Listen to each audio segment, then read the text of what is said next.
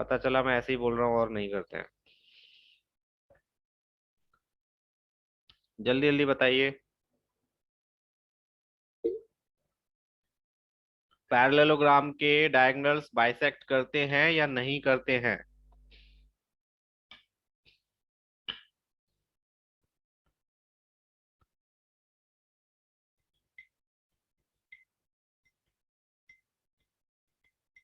Okay, चलो बस विनायक को ही पता है कि करते हैं या नहीं करते हैं, बाकी किसी को नहीं पता। गुड।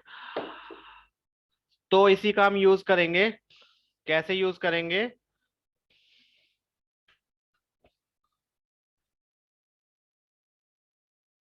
ये अगर 1:1 का रेशियो है ना, या इसको देख लो आप, 1:1 का रेशियो ये भी होगा।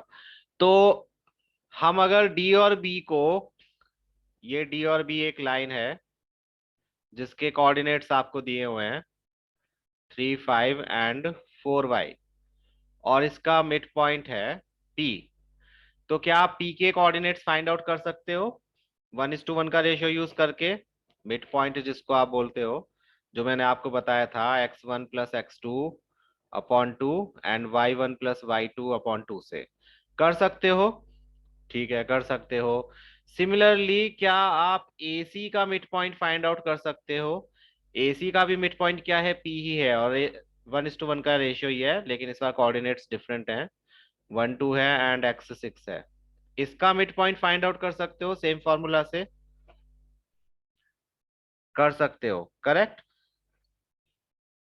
बिल्कुल कर सकते हो, क्यों नहीं कर सकते। तो पॉइंट पी ए भी है, पॉइंट पी ए भी है, तो इसका कोऑर्डिनेट इसके कोऑर्डिनेट के इक्वल होगा या नहीं होगा? ये दोनों कोऑर्डिनेट्स इक्वल होने चाहिए। एक ही पॉइंट की अगर हम बात कर रहे हैं, दोनों कोऑर्डिनेट्स इक्वल होने चाहिए। यस और नो? जब हम एक ही पॉइंट की बात कर रहे हैं तो पॉइंट की जो लोकेशन है वो चेंज तो नहीं हो सकती, सेम ही होगी, है ना। तो उसी का हम यूज करेंगे, हम दोनों को फिर क्या करेंगे, इक्वल रख देंगे, जिससे हमारे पास एक्स और वाई की वैल्यू आ जाएंगी। देखिए अब जरा ध्यान से, बहुत छोटा सा क्वेश्चन है। हमने पहले बता दिया कि डायगोनल्स जो होते हैं पैरेललोग्राम के, वो बाइसेक्ट करते हैं एक दूसरे को। इसीलिए मिड पॉइंट ऑफ AC जो होगा, AC का जो मिड पॉइंट P है, वो किसके इक्वल होगा? Mid point of BD। BD के मिड पॉइंट के, दोनों के मिड पॉइंट्स हमने कैलकुलेट किए। AC का mid point x1 + x2/2, y1 + y2/2, x1 + x2/2, y1 + y2/2। Similarly BD का मिड पॉइंट क्या होगा? अब ये x1 y1 बन जाएंगे, x2 y2, x1 + x2/2, y1 + y2/2। दोनों इक्वल होने चाहिए क्योंकि हम एक ही पॉइंट की बात कर रहे हैं। अब इनको कंपेयर कर लेते हैं। कंपेयर करेंगे तो x वाला x के इक्वल होगा, means abscissa equals to abscissa, ordinate equals to ordinate. x+1/2 equals to 4+3/2, यानी 7/2। 6+2/2 मीन्स 8/2 इक्वल्स टू y+5/2। इनको सॉल्व कर लिया, 2 से 2 कैंसिल हो गए, तो x की वैल्यू आ गई कितनी? 6, और y की वैल्यू 3। That's it. यही हमें फाइंड आउट करना था। इजी क्वेश्चन है, कोई मुश्किल किसी को?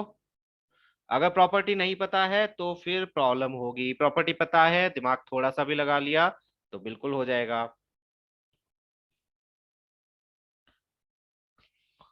कई बच्चे इसमें डिस्टेंस फार्मूला फाइंड आउट लगाने की कोशिश करने लग जाते हैं कि इसका डिस्टेंस यहाँ से यहाँ तक इसके डिस्टेंस के इक्वल होगा। हो सकता है उससे भी सॉल्व, मैंने कभी नहीं किया, हो सकता है, लेकिन आई एम श्योर वो थोड़ा लेंदी होगा।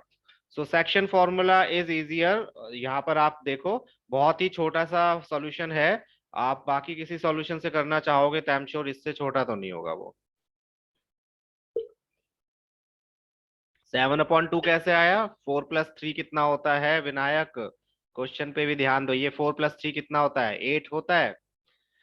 ये यहां से भी तो देखो, तुम रट रहे हो क्वेश्चन को। यहाँ पर ऑन कंपेयरिंग लिखा है, तो खुद ही सोचो ना किसको किससे कंपेयर किया होगा। एप्सिसा को एप्सिसा से कंपेयर करा तो 4+3 कितना होता है? 7/2 ही तो होता है।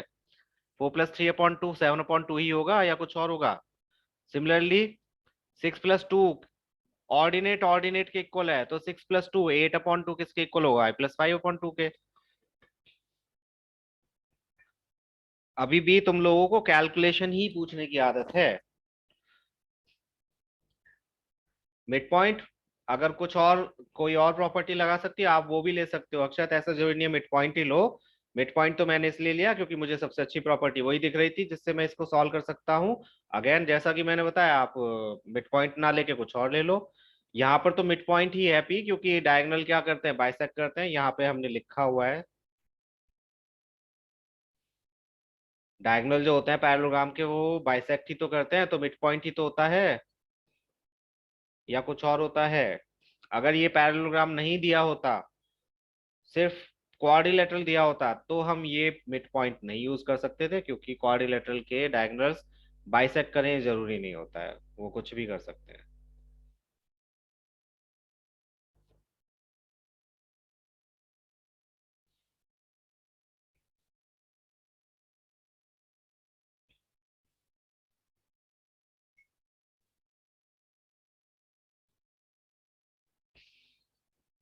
बच्चे, मुझे पता नहीं, समझ में नहीं आया विनायक तुमने क्या लिखा है। सर मिड पॉइंट की होता है, की होता है, क्या होता है, अगर ये पूछना चाह रहे हो तो फिर फोर्थ फिफ्थ क्लास में जाओ, आपको पता चल जाएगा मिड पॉइंट क्या होता है। अगर कुछ और बोलना चाह रहे हो तो प्लीज क्लियरली बोलो। अक्षय समझ आया मिड पॉइंट क्यों लिया है? क्योंकि डायगोनल्स बाइसेक्ट करते हैं, तो पी जो होगा जहां पर वो बाइसेक्ट करेंगे वो मिड पॉइंट होगा दोनों डायगोनल्स का। अगेन मैंने वही बोला है जो क्वेश्चन में दिया है, और जो आपको फाइंड आउट करना है उनमें रिलेशन बनाना सीखो। मुझे ये कोऑर्डिनेट्स दिए हुए हैं और मुझे एक्स और वाई फाइंड आउट करने हैं, तो इनमें रिलेशन क्या क्या हो सकता है। आप डिस्टेंस फॉर्मूला का भी यूज कर सकते हो कि ये वाला जो डिस्टेंस है वो इसके इक्वल होगा, रख सकते हो। लेकिन उस केस में क्या होगा, आपके पास linear equation in two variable variable बनेगी, वो भी क्वाड्रेटिक। इसमें एक्स और वाई होगा, दोनों होंगे। इसमें ना एक्स होगा ना इसमें वाई होगा, तो कैंसिल होने का कोई फायदा नहीं है, होएगा ही नहीं, तो वो बहुत लंबा हो जाएगा। ठीक है। तो दूसरा रिलेशन मुझे क्या पता चला कि ये जो पी पॉइंट है वो इन दोनों का भी मिड पॉइंट है और इन दोनों का भी मिड पॉइंट है। और मुझे चाहिए एक इक्वेशन। इक्वेशन बनाने के लिए मुझे इक्वल्स टू का साइन चाहिए। इक्वल्स टू के साइन के लिए मुझे एक कॉमन वैल्यू चाहिए, वो ये है। और लेफ्ट हैंड साइड के लिए मैं ये वैल्यूज ले सकता हूँ इन दोनों का, जो कोऑर्डिनेट होगा, मिड पॉइंट होगा, और राइट हैंड साइड के लिए इन दोनों का जो कोऑर्डिनेट या मिड पॉइंट होगा। उससे मेरे पास लेफ्ट हैंड साइड और राइट हैंड साइड की वैल्यूज आ जाएंगी, जिससे एक इक्वेशन फॉर्म हो जाएगी जिसमें सिर्फ एक्स एक्स के इक्वल होगा और वाई वाई के, मीन्स ऑर्डिनेट ऑर्डिनेट के, एब्सिसा एब्सिसा के इक्वल होगी। अगेन आप कोई और फॉर्मूला भी यूज कर सकते हो, फॉर्मूला एज इन मेथड भी यूज कर सकते हो, ये जरूरी नहीं है ऐसे ही करो, कई टीचर्स करवाते हैं इसको डिफरेंट डिफरेंट मेथड से। P x y is not given बच्चे, पी के कोऑर्डिनेट्स नहीं दिए हुए, पी के कोऑर्डिनेट्स क्वेश्चन में नहीं दिए हुए हैं। तो हमने वही तो फाइंड आउट करें, पी के कोऑर्डिनेट्स पहले हमने इन दोनों को यूज करके निकाले, फिर पी के कोऑर्डिनेट्स हमने इन दोनों कोऑर्डिनेट्स को यूज करके निकाले और दोनों को इक्वल रख दिया, क्योंकि पी पॉइंट के कोऑर्डिनेट्स इक्वल ही होंगे, डिफरेंट नहीं हो सकते। एक ही पॉइंट के कोऑर्डिनेट डिफरेंट नहीं हो सकते, कोइंसाइड होता है वो पॉइंट, तो हम उसको डिफरेंट डिफरेंट नहीं ले सकते। Yes Vinayak, I saw that. ठीक है, इजी क्वेश्चन है लेकिन इंपॉर्टेंट क्वेश्चन है। ऐसा हो सकता है फिगर दे दे एमसीक्यू में, पूछे कि बताओ एक्स की वैल्यू क्या होगी और आपको चार ऑप्शन दे दें, या वाई की वैल्यू क्या होगी उसके चार ऑप्शन दे दें। बिल्कुल दे सकते हैं ऐसा क्वेश्चन, आपको सॉल्व करके देखना पड़ेगा। तो बस यही याद रखना है, छोटे से छोटा मेथड जितना जल्दी से जल्दी कर सको, क्योंकि आपको एमसीक्यूज में सिर्फ आंसर टिक करने, एक्सप्लेनेशन नहीं देना है। तो you can use tricks as well, लेकिन ट्रिक्स यूज करने में मोस्टली बच्चे डिफिकल्टी फाइंड आउट करते हैं और गलत जवाब दे देते हैं। ट्रिक्स जब आप लोग यूज करते हो, चाहे वो वैदिक मैथ्स की हो या फिर कोई दूसरी मैथ्स की हो, मीन्स कॉम्पिटिटिव एग्जाम वाली ट्रिक्स हो, अगर आप उनको अभी पढ़ रहे हो तो अभी उनको ट्राई करने की कोशिश एग्जाम्स में मत करना, क्योंकि मोस्ट ऑफ द टाइम वो ट्रिक्स उल्टी पड़ जाती हैं और आंसर सिंपल सा होना होता है, लेकिन आपका दिमाग सीधे ट्रिक्स पर जाता है और उसकी वजह से आंसर हो जाता है गलत। तो use your tricks in your practice, उसकी खूब प्रैक्टिस करो, फर्दर क्लासेस में जरूर यूज आएगा, वो आपके काम आएगा, लेकिन अभी उस पर एक्सपेरिमेंट नहीं करना है। इसके बाद वाला क्वेश्चन है ये, find the coordinates of a point A के कोऑर्डिनेट्स फाइंड आउट करने हैं जहां पर ए बी डायामीटर है, diameter of a circle whose centre is 2 - 3 and another point जो है डायमीटर का वो है 1/4। तो इसमें भी आपको पता है डायमीटर में जो सेंटर होता है वो मिड पॉइंट होता है, तो 1:1 का रेशियो। यस, बिल्कुल सेक्शन फॉर्मूला यूज करेंगे। 1:1 का रेशियो होता है, हाँ या ना? ए से लेकर सी तक, सी से लेकर बी तक, ए सी इज टू सी बी 1:1 का रेशियो होगा। तो उसी का हम यूज कर देते हैं। इस बार हमें मिड पॉइंट पता है, ये पॉइंट्स कैलकुलेट करने हैं, फॉर्मूला वही यूज होगा। सी इज द मिड पॉइंट, सो अगर हम सी के कोऑर्डिनेट्स फाइंड आउट करना चाहें तो x1 + x2/2, y1 + y2/2, लेकिन ये किसके इक्वल होना चाहिए? सी के कोऑर्डिनेट्स के, जो कि ऑलरेडी दिए हुए हैं 2 और -3। दोनों को कंपेयर करते हैं, x+1/2 2 के इक्वल हो जाएगा, y+4/2 3 के इक्वल हो जाएगा, -3 के। और सॉल्व करने के बाद में हमारे पास आंसर आ जाएगा 3 - 10, यानी कि कोऑर्डिनेट्स क्या हो गए? 3 - 10। That's it. ये हो गया आपका प्रश्न। इजी था, कोई मुश्किल नहीं थी इसमें। किसी को प्रॉब्लम है तो पूछ लो। अगेन ये भी डिस्टेंस फार्मूला से हो सकता है, डिफरेंट डिफरेंट तरीके से हो सकता है, बट मुझे ये सबसे सिंपलर लगता है, तो मैं तो इसी से करता हूँ, जिंदगी भर इसी से करता है और ऐसे ही करता रहूंगा।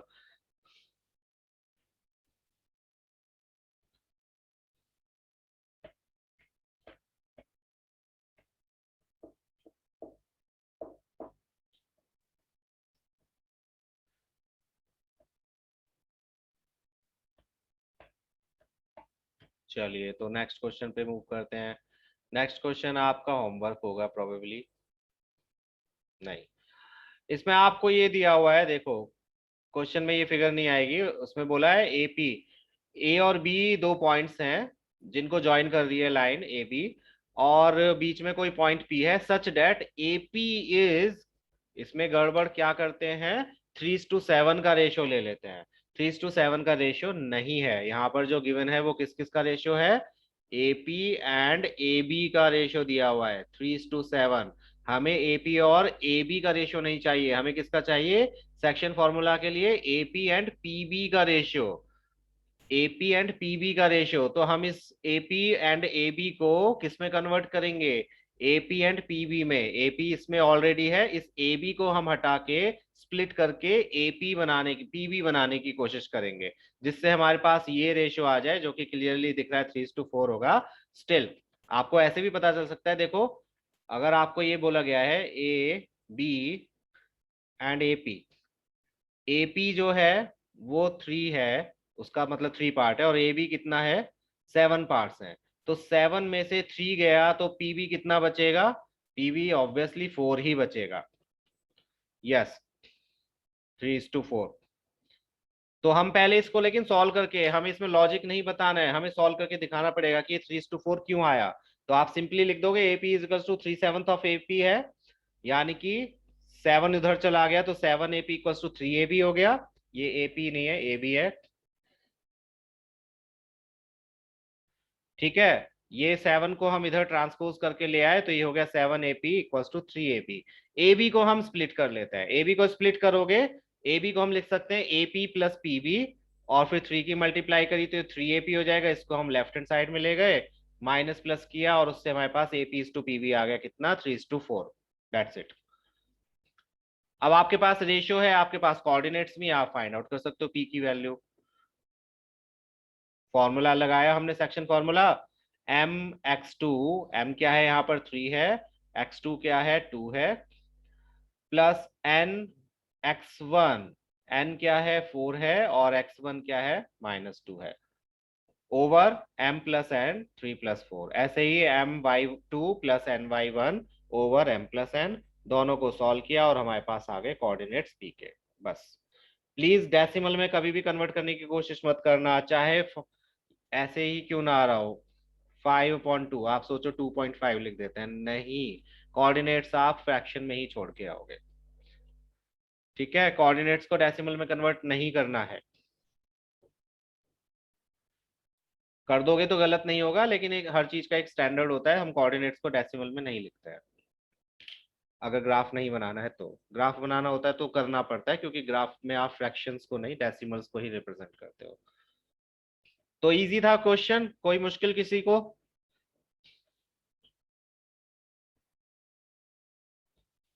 No, no Nikita, fraction small हो बड़ा हो कैसा भी हो, कोऑर्डिनेट्स आप डेसिमल में नहीं लिखोगे, कोऑर्डिनेट्स आप फ्रैक्शन में लिख कर आओगे।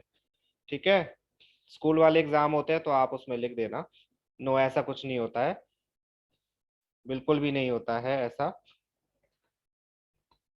मैम को थोड़े से कंफ्यूजन होगी, आई एम श्योर।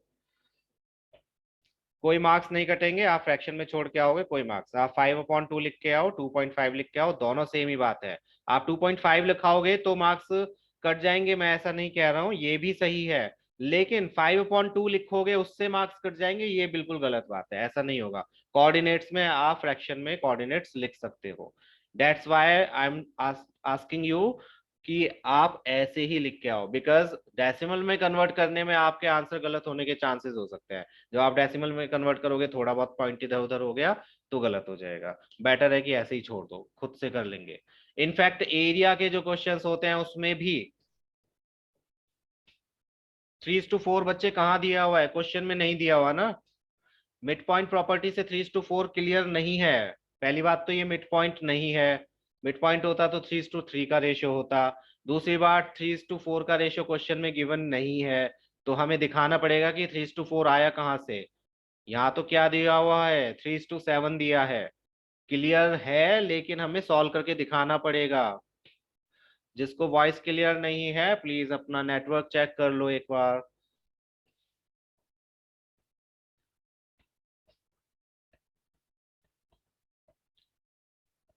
कोई बात नहीं, तो आप इतना घबरा क्यों रहे हो विनायक, सब्जेक्टिव होगा तो। सब्जेक्टिव है तो क्या प्रॉब्लम है, हमने तो तैयारी सब्जेक्टिव की ही की है अभी तक, एमसीक्यूज की तो नहीं की। एग्जाम से इतना घबराते क्यों लोग आप लोग? चाहे कैसा भी एग्जाम आए, इंटरनल्स हैं एक्सटर्नल्स हैं, बोर्ड के भी अगर आपके सब्जेक्टिव हो जाए तो आपको तैयारी पूरी रखनी चाहिए। यहाँ पर मेन मकसद आपका एग्जाम पास करना नहीं है, दैट्स वाई मैं आपको ये सॉल्व कर करके दिखा रहा हूँ। अदरवाइज मैं भी आपको सिंपली बता दूं ये क्वेश्चन आएगा तो इसका आंसर ऐसे हो जाएगा, उसका वैसे हो जाएगा, नो। आपको फॉर्मूला समझने हैं और सॉल्व करके ही देखना है। अगेन, एमसीक्यूज है, इसका मतलब ये नहीं है पूरा कॉन्सेंट्रेट आप एमसीक्यूज पे लगा दो कि ढूंढो एमसीक्यूज और उन्हें करना स्टार्ट कर दो। और स्टार्ट भी कैसे कर दो, उन पे बस टिक लगाने कि ऐसा क्वेश्चन आया तो इसमें ऐसे टिक लगाना है वैसे टिक लगाना है, वो काम मत करना प्लीज। आपके एमसीक्यूज जो आएंगे वो बेसिक नॉलेज पर ही बेस्ड मोस्टली आएंगे, जिसमें आपके गैस वर्क काम नहीं करेगा। अक्षत, समझ आ गया 3:4 हमें क्यों प्रूव करना पड़ा, क्योंकि क्वेश्चन में कहीं भी 3:4 नहीं दिया है।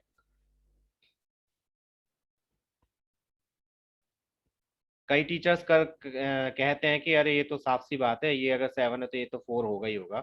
बिल्कुल होगा, ऐसे तो फिर साफ साफ सीधे सीधे आंसर लिख दो कि अगर ये दो कोऑर्डिनेट्स हैं तो क्लियरली इसके कोऑर्डिनेट्स यही होंगे और होंगे ही। अब अगर हम ये ना लिखें तो भी वो गलत थोड़ी कर सकते हैं, क्योंकि कोऑर्डिनेट्स यही होंगे, हमें तो आंसर याद है। लेकिन हमें सॉल्व करके दिखाना पड़ेगा, क्योंकि यहाँ पर मेन कंसर्न ये है कि आपको कैसे पता चला कि ये आंसर सही होगा या ऐसे होगा। टीचर को तो क्लियरली सभी कुछ पता है, वो क्वेश्चन देखते ही बता देते हैं कि अच्छा ये तो वो वाला क्वेश्चन है, इसका आंसर वो होगा, उनको आपके सॉल्यूशन से भी कुछ लेना देना नहीं। इतनी बार वो ये क्वेश्चंस को सॉल्व करके और चेक करके देख चुके हैं कि उनको एक एक चीज रट जाती है। लेकिन मेन कंसर्न है आपकी नॉलेज को चेक करना कि और आपके प्रोसेसेस को पूरे तरीके से एनालाइज करना। एमसीक्यूज में आएगा तो ये भी आपसे पूछा जा सकता है, ये पूरा क्वेश्चन ना देके वो सिर्फ ये ऐसे ही दे दें और पूछ ले कि AP, sorry, A B is to A P कितना होगा, या A P is to P B कितना होगा, या P B is to A P कितना होगा, P P B is to A P कितना होगा। उसको थोड़ा सा शफल करके वो पूछ सकते हैं। ठीक है Nikita, I don't see that, and frankly I am not good at those questions, reasoning के क्वेश्चंस। बिकॉज बच्चे मेरी प्रैक्टिस बहुत सालों से छूटी हुई है, अराउंड 25 ईयर्स से मैंने कोई कॉम्पिटिटिव एग्जाम्स नहीं दिए हैं। ना रीजनिंग के क्वेश्चंस करे हैं स्टिल। विच होमवर्क बच्चे? रीजनिंग वाले क्वेश्चंस होमवर्क में दिए थे मैंने? नो, रीजनिंग वाले तो नहीं दिए थे। कोऑर्डिनेट वाले, यस वो वाला ठीक था। I thought you are asking about that reasoning वाला। कोऑर्डिनेट वाला वो मैंने अभी चेक नहीं किया है। कोऑर्डिनेट वाला जब सब भेज दोगे तब मैं देखूंगा।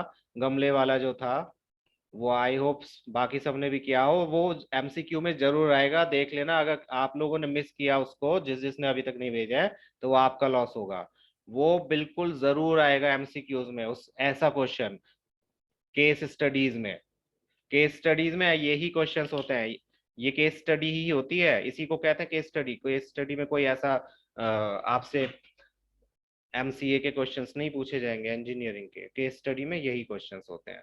तो जो भी पिक्चर से रिलेटेड क्वेश्चंस हैं आपकी बुक में, वो तो सारे कर लेना। जो आपके कोर्स के नहीं है उनको छोड़ के, जैसे पिज्जा वाला एक दिया हुआ है इसकी ऑप्शनल एक्सरसाइज में, तो उसको छोड़ देना क्योंकि अब वो आपके कोर्स का नहीं रहा। पिज्जा का पीस रखा हुआ है, समथिंग लाइक दैट, ऐसा एक क्वेश्चन ऑप्शनल में दिया हुआ है, वो छोड़ सकते हो आप, लेकिन पहले वो इम्पोर्टेंट हुआ करता था। ठीक है। नाउ इसके बाद में जो क्वेश्चंस हैं वो आप खुद से भी कर सकते हो। ये वाला क्वेश्चन जैसे ट्राई सेक्शन वाला था, ये सेम वैसा ही क्वेश्चन है। ट्राई सेक्शन वाला था जो 3 पार्ट्स में डिवाइड कर रहे थे, इसमें 4 पार्ट्स में डिवाइड कर रहा है। तो आप सबसे पहले क्या करना, आपको ए और बी तो पता है, तो पहले आप ई पॉइंट फाइंड आउट करना मिड पॉइंट से। x1 + x2/2, y1 + y1/y2/2 से ये पॉइंट आ जाएगा। फिर इन दोनों का मिड पॉइंट ये है, तो मिड पॉइंट से ये वाला पॉइंट आप कैलकुलेट कर लेना। इन दोनों का मिड पॉइंट ये होगा, तो मिड पॉइंट से ये वाला पॉइंट फाइंड आउट कर लेना। बस हो जाएगा। कर लोगे?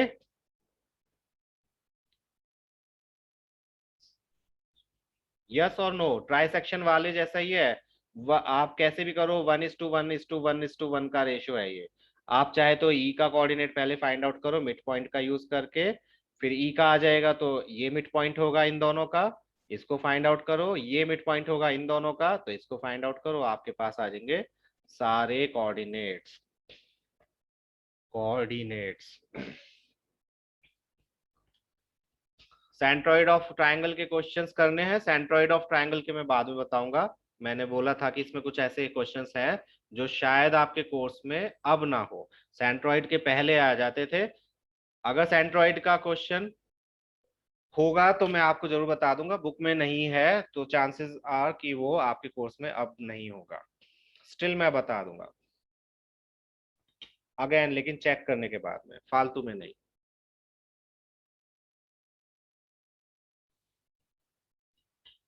फिलहाल आपको सिर्फ वो क्वेश्चंस करने हैं जिस टाइप के क्वेश्चंस आप बुक में देखते आ रहे हो। Only those type of questions, कोई एक्स्ट्रा नहीं। कोई टीचर स्लोप व्लोप ऐसे क्वेश्चंस करवाएं बिल्कुल इग्नोर कर दो। वो बोलते रहें और आप एक कान से सुनो दूसरे कान से निकाल दो। इवन वो आपके आगे क्लासेस में काम आएंगे, स्टिल अभी के लिए उसको बिल्कुल इग्नोर कर दो।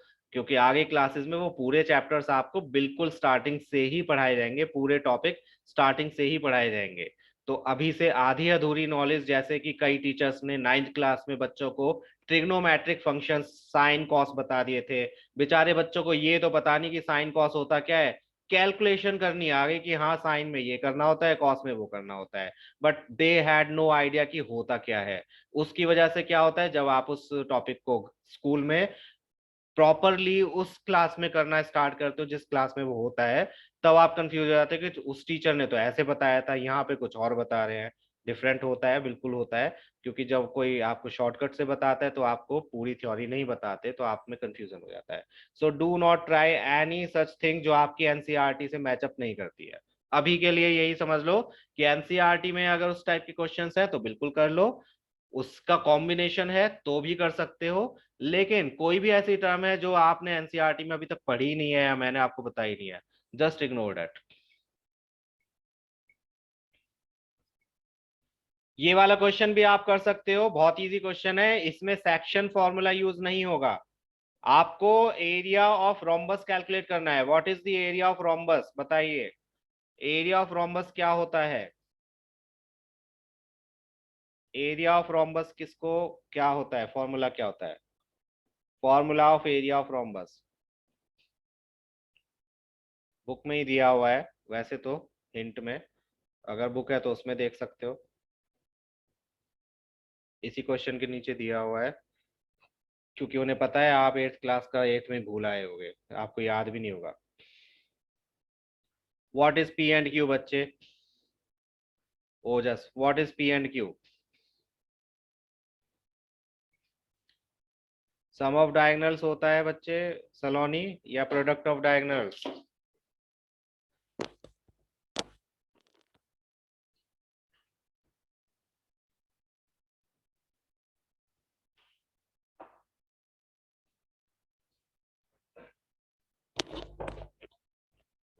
Yes, product of diagonal.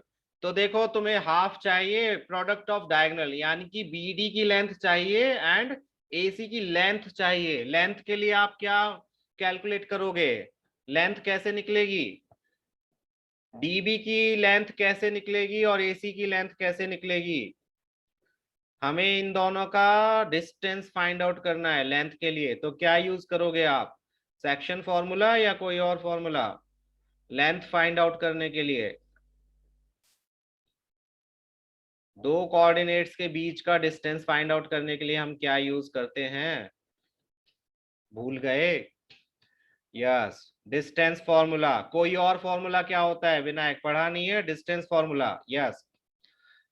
तो इसमें क्या होगा? डिस्टेंस फॉर्मूला, पहले आप बी और डी का डिस्टेंस फाइंड आउट करोगे using this formula, x2 minus x1 का square plus y2 minus y1 का स्क्वायर। और फिर आप फाइंड आउट करोगे एसी का, एसी एंड बीडी दोनों का डिस्टेंस फाइंड आउट करोगे। कई बच्चे इसमें गलती क्या कर देते हैं, एक ही डिस्टेंस कैलकुलेट करके उनके दिमाग में ये होता है कि डायगोनल्स जो होते हैं वो इक्वल होते हैं रोम्बस के, और वो दोनों में यही पुट कर देते हैं। सपोज करो 4 आए तो दोनों को 4 पुट कर दिया, विच इज इनकरेक्ट। रोम्बस के डायगोनल्स इक्वल हो ये जरूरी नहीं है। तो आपको दोनों ही डायगोनल्स कैलकुलेट करने हैं यूजिंग दिस फॉर्मूला, और फिर बस इस फॉर्मूले में पुट कर दोगे आंसर इसका। शायद 24 स्क्वायर यूनिट या समथिंग कुछ आएगा। कर लोगे ये वाला क्वेश्चन? इजी है, और कुछ नहीं करना है, यही करना है, बस डिस्टेंस फाइंड आउट करो और फॉर्मूला में पुट कर दो। कर सकते हो या नहीं? वीर जवानों, जल्दी जल्दी बताइए। गुड।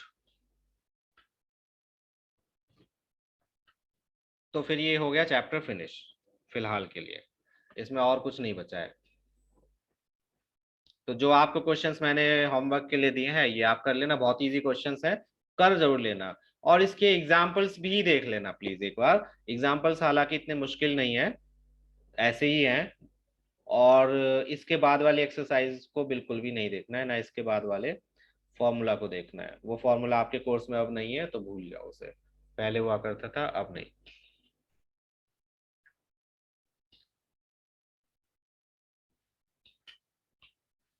क्वेश्चन नंबर मेरे पास नहीं है, ये लास्ट वाला क्वेश्चन है निकिता, रोम्बस वाला। एंड यस बच्चे, क्वेश्चन नहीं है तो स्क्रीन ब्लैक ही होगी। एंड उससे पहले वाला मीन्स क्वेश्चन, लास्ट के 2 क्वेश्चन है आई थिंक, लास्ट के 2 question of this exercise.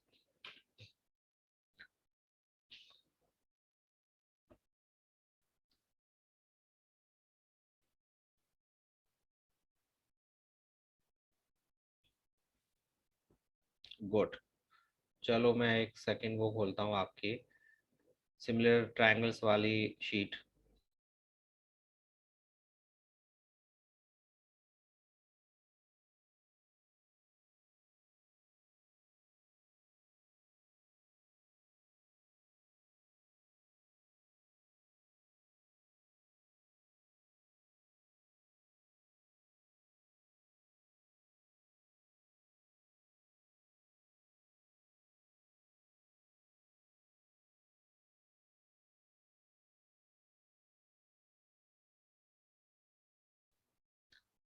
Next chapter areas related to circle ही होगा प्रोबेबली।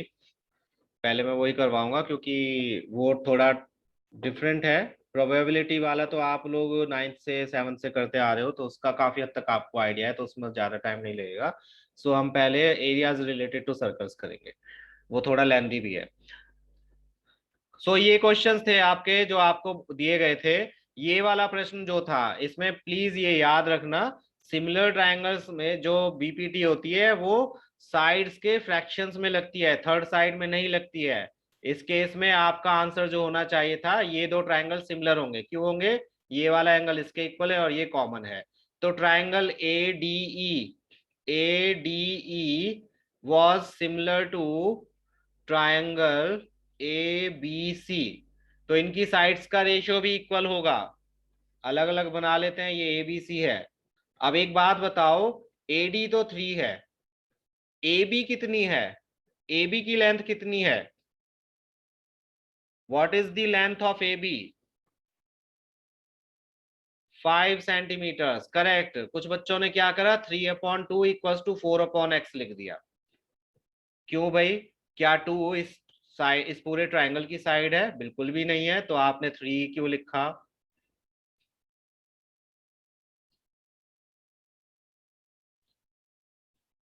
थ्री नहीं लिखना था। लास्ट लाइन, विच लास्ट लाइन बच्चे?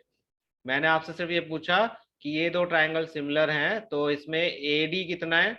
ए डी 3 है। और ए बी कितना है? ए बी की लेंथ कितनी है? What is A B? A B की लेंथ है 5। तो आंसर क्या होना था? साइड्स का रेशियो इक्वल होता है, means A D upon A B should be equals to DE upon B C. AD के प्लेस पर एडी की वैल्यू, ए बी के प्लेस पर ए बी की वैल्यू, इसके प्लेस पर 4 और इसके प्लेस पर x, जब क्रॉस मल्टीप्लाई करोगे तो कितना आंसर आएगा? आंसर आएगा x इक्वल्स टू 20/3। जिसको, अब ये तो ऑप्शन कुछ है नहीं, है ना, तो इसको आप कन्वर्ट करोगे डेसिमल में, और जो भी नियरेस्ट वैल्यू होगी, again as I said earlier, most relevant option choose करना होता है। तो इसको सॉल्व करके आंसर 6.66666 आएगा। इसको राउंड ऑफ करोगे तो 6.67 आएगा। ये आपका आंसर होगा। फिर 4 तो नहीं हो सकता, इतना तो क्लोज नहीं है।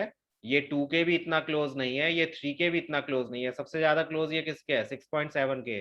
तो इसका आंसर क्या होगा? 6.7। यहाँ पर मिस्टेक सिर्फ और सिर्फ क्या करी, पूरी साइड लेना भूल गए। 3:2 जल्दी जल्दी लिख दिया और 4/x लिख दिया।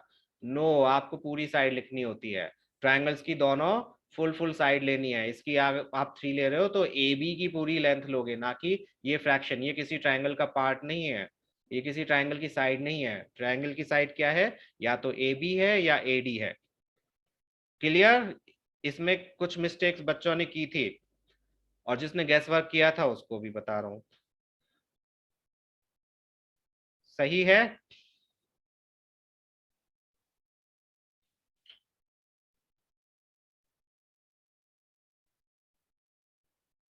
इसके बाद ये था, ये तो सिंपल सा क्वेश्चन था। आपको एरियाज का रेशियो दिया हुआ था और साइड्स फाइंड आउट करनी थी। Not clear? क्या क्लियर नहीं है सलोनी, बताओ क्या कंफ्यूजन है? बोलो बोलो। गमले वाला बच्चे अब नेक्स्ट क्लास में पूछ लेना, वो तो मैंने क्लोज कर दिया। या मुझे व्हाट्सएप पर भेज देना। सलोनी क्या क्लियर नहीं है बताओ इसमें?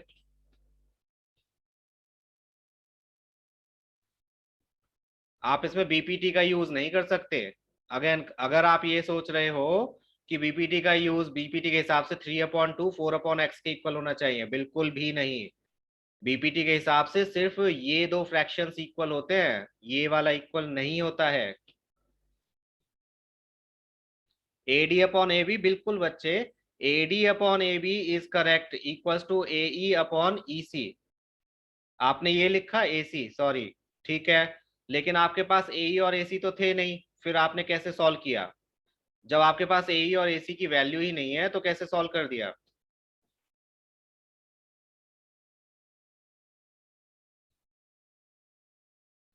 आपके पास वैल्यू डी और बी सी की दी हुई है, एई और ईसी के बारे में तो कुछ दिखा ही नहीं है यहाँ क्वेश्चन में, तो इसको हम इन्वॉल्व क्यों करेंगे?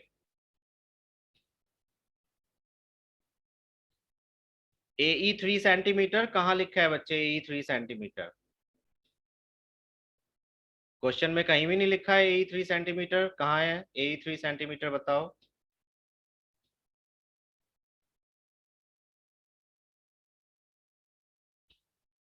बिल्कुल सेम होंगे, लेकिन ए और इसी, एडी और ए इक्वल होंगे क्यों बच्चे? एडी और ए इक्वल क्यों होंगे? रेशियो इक्वल होता है, साइड्स इक्वल नहीं होती हैं।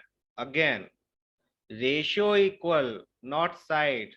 नो वी कैन सी, अगर आप फिगर देखकर फिगर आउट कर रहे हो तो बिल्कुल आप इनकरेक्ट हो। फिगर देखकर नहीं। एडी ए के इक्वल क्यों होगा? क्या बीपीटी ये कहता है कि ये लाइन इसके पैरेलल है, ये टू है तो ये भी टू होगा? आपके दिमाग में ये है मिसकंसेप्शन। तो आप एडी को ए के इक्वल क्यों लिख सकते हो? हाउ? वाई? एडी ए के इक्वल नहीं होगा, बिल्कुल भी नहीं होगा। एडी अपॉन डीबी ए अपॉन ईसी के इक्वल होगा। रेशियो इक्वल होने का मतलब ये नहीं होता है, अगर मैं ये लिखूं 2/3 इक्वल्स टू 8/12, तो इसका मतलब ये थोड़ी होगा कि 2 = 8 है और 3 = 12 है। बिल्कुल भी नहीं। रेशियो इक्वल है, लेकिन इनके न्यूमरेटर न्यूमरेटर के इक्वल एंड डिनोमिनेटर डिनोमिनेटर के इक्वल ये थोड़ी हो जाएगा। अगर ऐसा होता तो उसका मतलब तो ये होता कि हमेशा बीपीटी थ्योरम जब भी अप्लाई होगी, वो हमेशा आइसोसेलेस ट्राइंगल होगा, which is not true.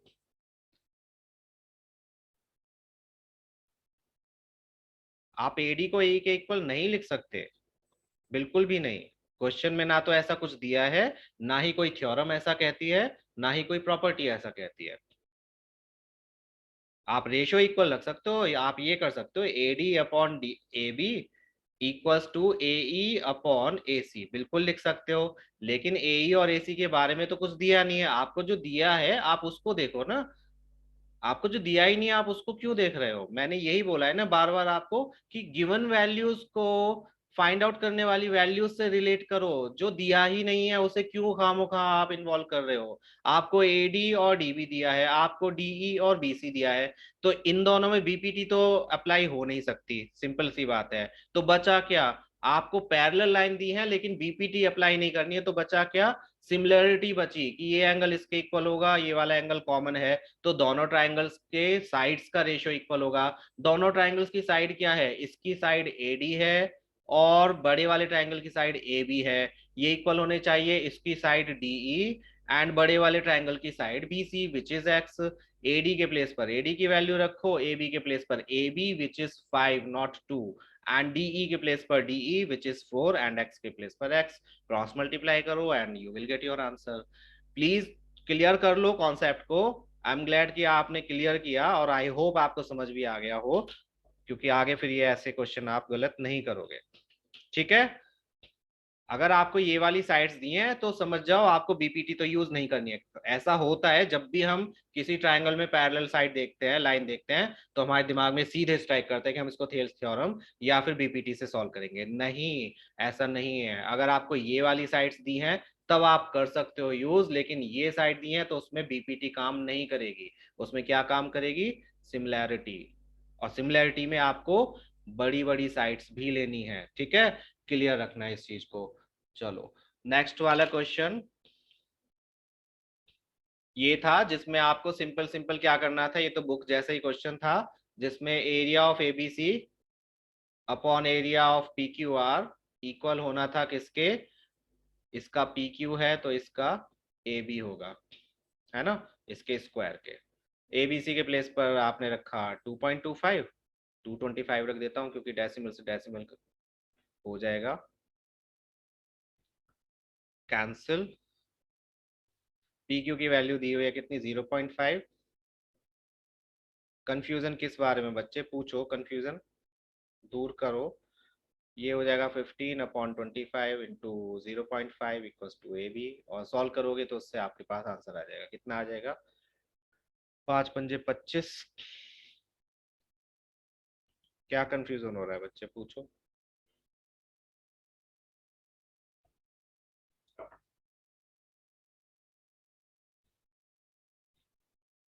Ratio के अकॉर्डिंग क्या नाम बच्चे? यहाँ पर आपको जैसे इसमें ही दिया हुआ है, उसमें कंफ्यूजन अब होना नहीं चाहिए था आपको। बहुत ही सिंपल सा और बहुत ही बेसिक कॉन्सेप्ट है। अगर ये नहीं अभी आपको आया तो फिर कुछ नहीं आया। यहाँ पर आपको दो ट्रायंगल दिख रहे हैं। कौन कौन से ट्रायंगल दिख रहे हैं, चलो बताओ, ट्रायंगल के नाम बताओ।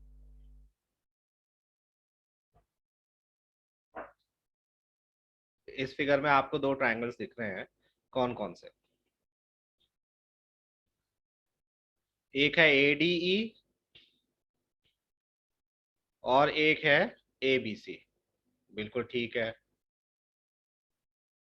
लाइन पैरेलल दी है, लेकिन हमसे वो साइड पूछिए जो बीपीटी में इन्वॉल्व नहीं है। तो हम क्या करेंगे, इन दोनों ट्रायंगल्स को, बड़े ट्रायंगल को और छोटे ट्रायंगल को सिमिलर प्रूफ करने की कोशिश करेंगे। सिमिलर प्रूफ करोगे तो उसके लिए पैरेलल साइड्स है तो कॉरस्पॉन्डिंग एंगल के इक्वल होंगे, है ना। और ये वाला एंगल कॉमन हो जाएगा, तो ट्रिपल ए से ये दोनों क्या हो गए, angle angle angle similarity criteria से दोनों ट्रायंगल सिमिलर हो गए। यस और नो? हो जाएंगे। तो बस, सिमिलर हमने देखो एंगल बी को एंगल डी के किया है ना। एंगल बी को एंगल डी के इक्वल किया है। एंगल ए दोनों में कॉमन है, इसका एंगल ए इसके एंगल ए के इक्वल, इसका एंगल बी इसके एंगल डी के इक्वल, और इसका एंगल सी इसके एंगल ई के इक्वल। तो एंगल ट्राइंगल एबीसी किसके सिमिलर है, ट्राइंगल एडीई के। नेम के साथ ही बता रहा हूं, चेक करके देख लो, क्या एंगल ए के इक्वल है, बिल्कुल है। क्या एंगल बी एंगल डी के इक्वल है, बिल्कुल है। एंगल सी एंगल ई के इक्वल है, बिल्कुल है। बस, तो इनकी साइड्स का रेशियो लिख लो। शुरू के दो, इसके भी शुरू के दो, इक्वल्स टू इसके लास्ट के दो, इसके भी लास्ट के दो, इक्वल्स टू एक शफल करके या एक स्किप करके ए सी अपॉन ए ई। ये हो गई साइड्स का रेशियो। अब हमें जो गिवन है, हम सिर्फ और सिर्फ उसको यूज करेंगे। बीपीटी सिर्फ और सिर्फ किस में यूज होगी, AD upon D B equals to A E upon E C में। जो आपको पैरेलल लाइन दी है वो जिन दो साइड्स को इंटरसेक्ट कर रही है, सिर्फ उस पर एप्लीकेबल है, थर्ड साइड पर एप्लीकेबल नहीं होती है।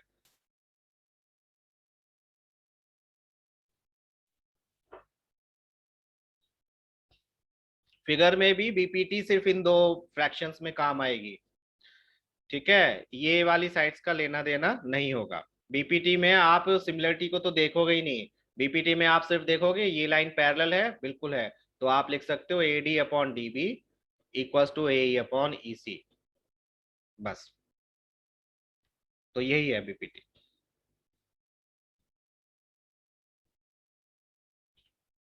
नेक्स्ट वाले क्वेश्चन में मोस्टली सबने सही किया था। ये जो था इसमें तो सिर्फ कैलकुलेशन करनी थी, तो किसी को इसमें डाउट है? नो सलोनी, ऐसा नहीं है, 4 मार्क्स के भी क्वेश्चंस होंगे, उनके पार्ट्स होंगे।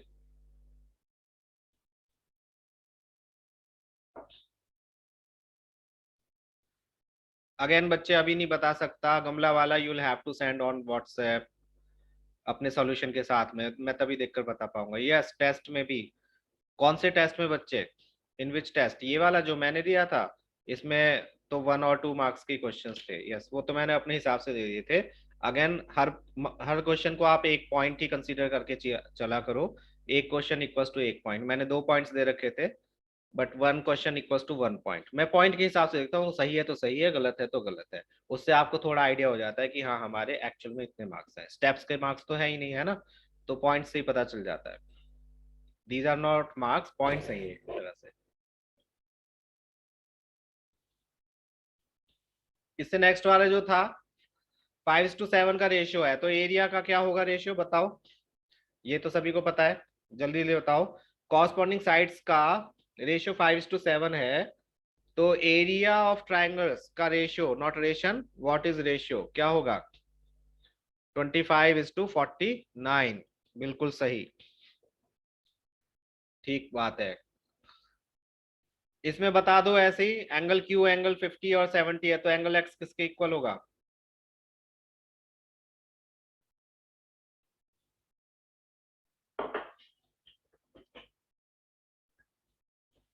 सिमिलरिटी के हिसाब से एंगल पी किसके इक्वल होगा? एंगल एक्स के, है ना।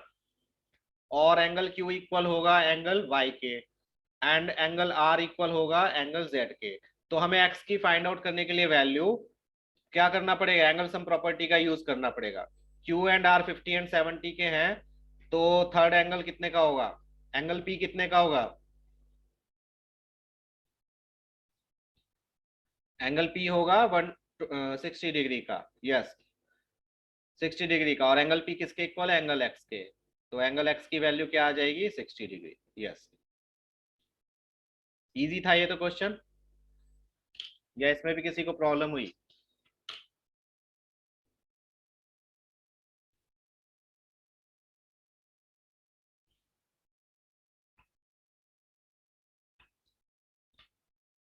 हाँ इजी वाले सब गुड लगते हैं।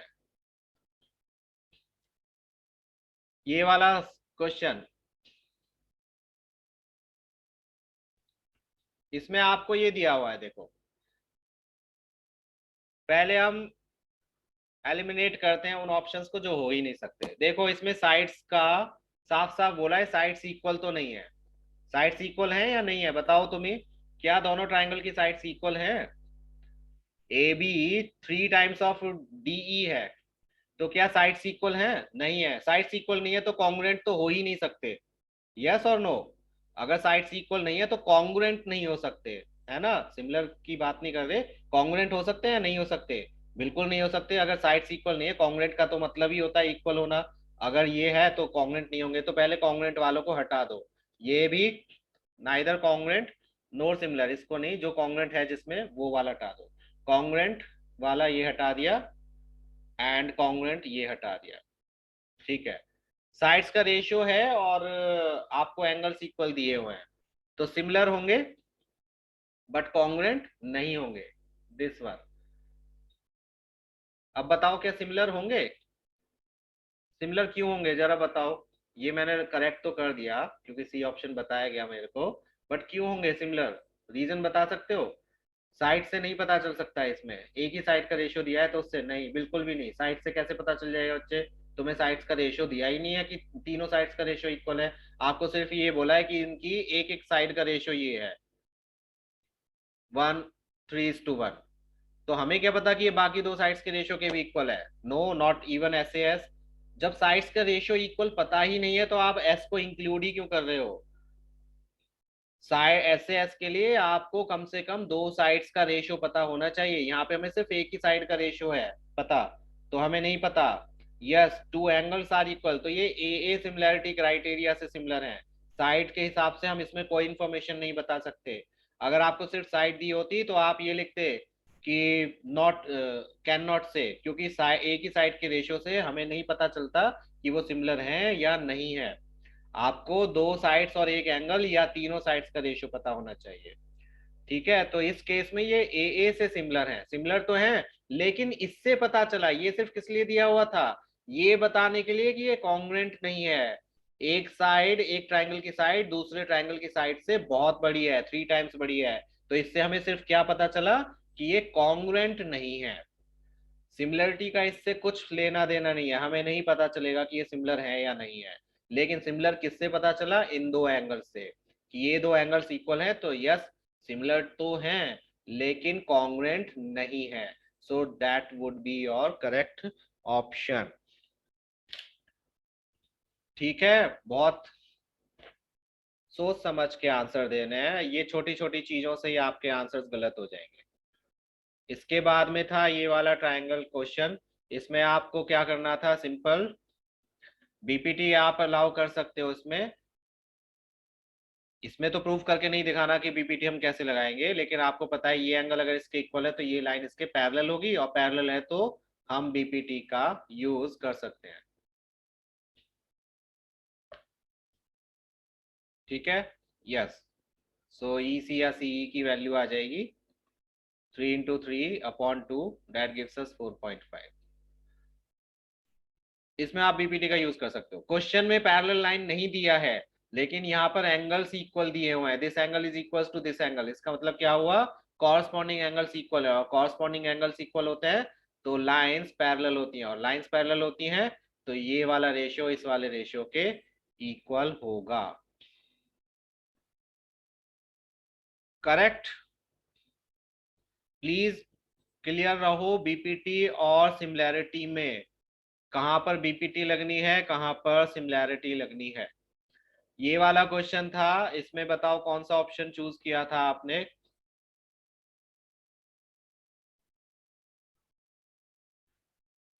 इसमें यहां से आप देखने की जगह इनको चेक करके देख लिया करो। Y X upon P Q equals to X Z upon Q R equals to Y Z upon P R. First वाले के हिसाब से ये रेशियो इक्वल होना चाहिए। सेकंड वाले के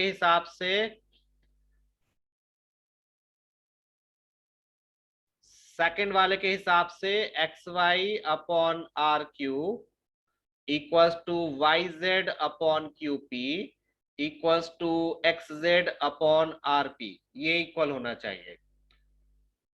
ये भी देखो इससे मैच नहीं कर रहा है। यहाँ वाई जेड पी आर था, वाई जेड पी आर था, वाई एक्स आर क्यू था, वाई एक्स आर क्यू नहीं है, तो ये नहीं हो सकता। दूसरे वाले में एक्स वाई आर क्यू है, बिल्कुल है। वाई जेड क्यू पी है, वाई जेड क्यू पी भी है। क्या एक्स जेड आर पी है, एक्स जेड आर पी भी है। क्या ये इससे मैच कर रहा है? बिल्कुल नहीं कर रहा है, क्योंकि यहाँ पर वाई जेड पी आर के साथ में था, यहाँ पर एक्स जेड आर पी के साथ में है, तो ये भी नहीं है। तीसरे वाले में देखें तो Y X upon R Q equals to X Z upon Q P equals to Y Z upon R P के इक्वल है। क्या इससे मैच कर रहा है? एक्स जेड पी क्यू के साथ है, एक्स जेड पी क्यू के साथ है, ठीक है। वाई एक्स आर क्यू के साथ है, वाई एक्स आर क्यू के साथ है, ठीक है। वाई जेड पी आर के साथ है, वाई जेड पी आर के साथ है, yes. So this one is the correct answer, not D. इसमें C is the answer. D वाला क्यों नहीं है, मैं दिखा देता हूं। Z Y over P Q, Z Y over P R है यहाँ पे, और यहाँ पर इसके हिसाब से क्या आ रहा है? Z Y over P Q. तो ये तो यहीं पर ही गलत हो गया, ये इसके साथ नहीं आ रहा, तो डी तो ऑप्शन हो ही नहीं सकता। Option C is correct. ऐसे करके देख लो, इससे नाम बनाने की जगह वो थोड़ा डिफिकल्ट होगा, आप इनके साइड्स के रेशियोज लिख लो, वो ज्यादा इजी रहेगा। Fine.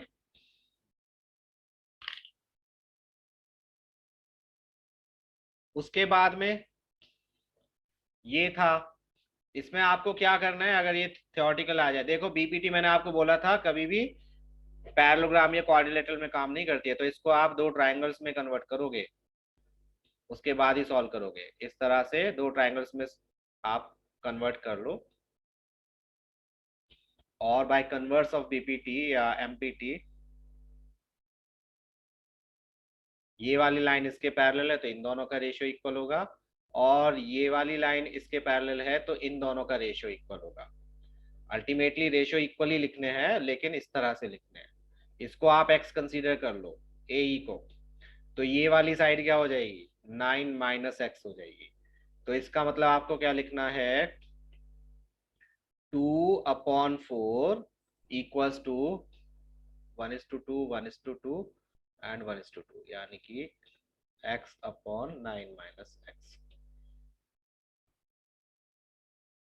2/4 equals to x/9 - x। ठीक है ये या गलत है? बताओ जल्दी जल्दी, जल्दी जल्दी बताइए, सही है या नहीं है।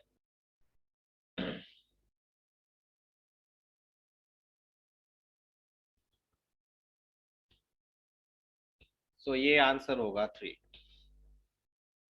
दो ट्राइंगल्स में कन्वर्ट किया, ट्राइंगल्स में कन्वर्ट करने के बाद में बीपीटी थ्योरम को हमने अप्लाई किया। बीपीटी थ्योरम को कैसे अप्लाई किया? ये लाइन इसके पैरेलल है तो 1:2 का रेशियो ये भी 1:2 के रेशियो के इक्वल होगा।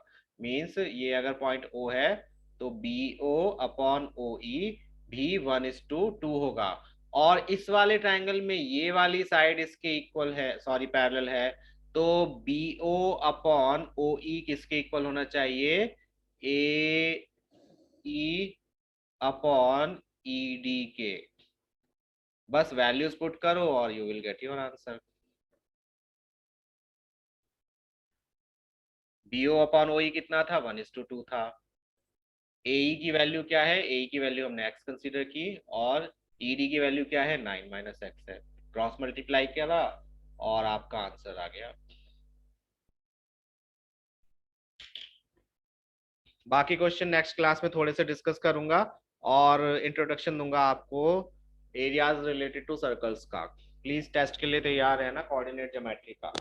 प्रीवियस जो आपके टेस्ट हुए हैं उनको मैं 1-2 दिन में रिलीज करूंगा उनके मार्क्स, क्योंकि अभी मैंने रिव्यू नहीं करे हैं। जिसके अभी तक मैंने नहीं दिए हैं। टेस्ट कभी भी हो जाएगा, इस वीक में ही हो जाएगा। फाइन, सो आज के लिए बस इतना ही। 10वीं कक्षा के छात्र आप लोग जा सकते हो। नमस्कार।